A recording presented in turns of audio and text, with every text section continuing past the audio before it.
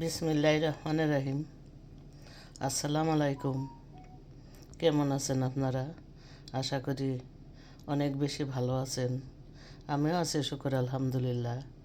এখানে আমি মলা মাছ নিয়েছি, হয়তো চিনেছেন। এই মলা মাছ দিয়ে আমার গাছের করল্লা দিয়ে রান্না করব, মাখা মাখা ভাবে রান্না করব। মলা মাছটা দিয়ে মাখিয়ে নেব। হাতে মাখানো রান্নাটা হবে। হয়তো বলতে পারেন যে প্রতিদিনই গাছের করল্লা বলে আপা। আজকেই লাস্ট এবং শেষ গাছ।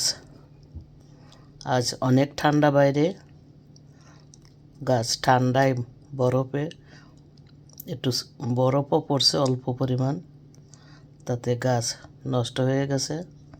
করল্লা যা ছিল পেরে ফেলেছি। এটাই আমার গাছের লাস্ট করল্লা।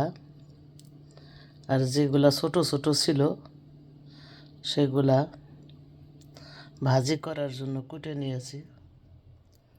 এটা দিয়ে মলা মাছ দিয়ে হাতে মাখিয়ে রান্না করব। মাখানোর তরকারি অনেক মজা। বিসমিল্লাহির রহমানির রহিম। সরি, ওইটা আসলে আমি মনে করছি ওইটা মলা মাছ, কিন্তু মলা মাছের মতন বড় বড় কয়েকটা মাছ ছিল মলা মাছ, কিন্তু ওইটা হলো বড় কেসকি। কেসকি বলেন আর কাসকি বলেন, যাই বলেন না কেন ওইটা তাই। এখানে রসুন নিছি, এটা কাশ্মীরি মরিচ, লবণ আর হলুদ নিছি হাফ চামচেরও কম, আর ঝালমরিচ নিছি হাফ চামচেরও কম। এখন পেঁয়াজ দিলাম, পেঁয়াজটা একটু বেশি দিই, আর কাঁচামরিচ পাকা মরিচ দিলাম। এখন তেল দেব।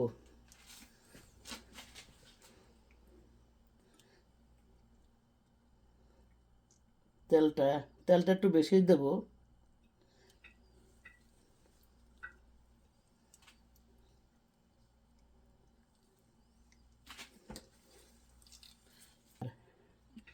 আমি বারবারই বলি যে করলা তিতা লাগবে না, তার কিছু টিপস আছে,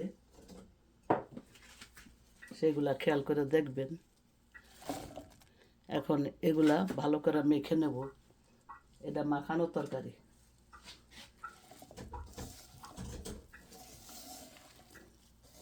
অনেক সুন্দর করে মেখে নেব।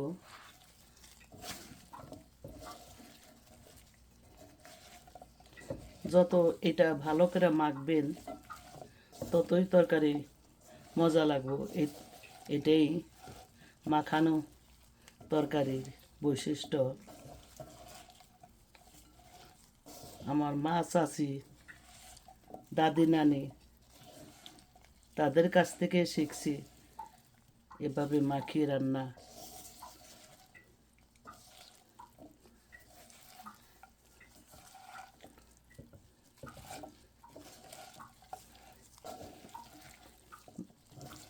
অনেকক্ষণ মাখাতে হবে। মাখাতে মাখাতে মনে হবে যেন হাতেই রান্না হয়ে যাবে। মাছটা পরে দেব, কারণ মাছটা যদি এত মাখায় দেখা যাবে যে মাছটা গলে গেছে। মাখানো শেষ হবে, তারপরে মাছটা দেব। আমি আরও কিছুক্ষণ মাখিয়ে নেব। মাছটা দিয়ে দিয়েছি, দেখেন এটা কাচকি মাছ, বড় কাচকি। আমি আন্তরিকভাবে দুঃখিত ভুল বলার জন্য। এখন আলতোভাবে এটা মাখিয়ে অল্প একটু পানি দেবো যাতে করলাটা সিদ্ধ হয়।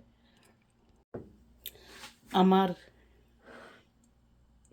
এইরকম তরকারি আমার অনেক পছন্দ। করলার তরকারি তো অনেক পছন্দ।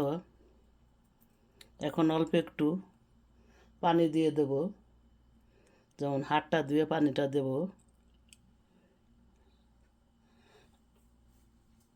তরকারিতে বলক এসে গেছে। আমি কভারটা অনেক আগেই উঠিয়ে রেখেছি, আর কভার করব না। এখন কভার ছাড়াই সিদ্ধ করব, জালও কমাবো না।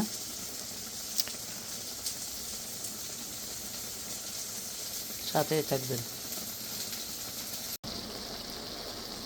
দেখেন, আমি জোরে জাল দিয়ে ঝোলটা শুকিয়ে নিয়েছি। আর করলার কালারটা দেখেন, সবুজ আছে। এখানে একটা টিপস, যে করলার কালার সবুজ থাকবে এবং করলা তিতা লাগবে না। আমি প্রথমে একটু কভার করে দিছিলাম শুধু বলকটা আসার জন্য, তারপরে বলক আসার আগেই অল্প যখন আরম্ভ হয়েছে তখনই নামিয়ে নিয়েছি, আর কভার করি নাই। তা আপনারা এরকম করবেন, দেখবেন আপনাদের করলাও তিতা লাগবে না। আর করলাটা সিদ্ধ হতে হবে, খালি সবুজ থাকলে হবে না। সবুজ থাকলে নামে নেবেন না, দেখবেন সিদ্ধ হয়েছে কিনা।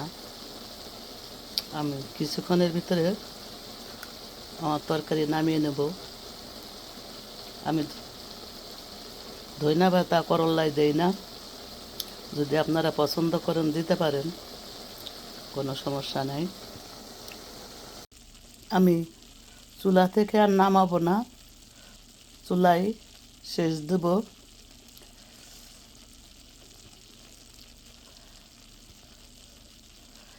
আমি আন্তরিকভাবে দুঃখিত, এটা মলা মাছ না, এটাকে কাসকি মাছ। করলা দিয়ে চটচড়ি করলাম, আশা করি আপনাদের ভালো লেগেছে। এই করলা তিতা লাগবে না, এটা মিথ্যা না সত্য কথা। বিশ্বাসে মিলাই বস্তু তর্কে বহুদূর।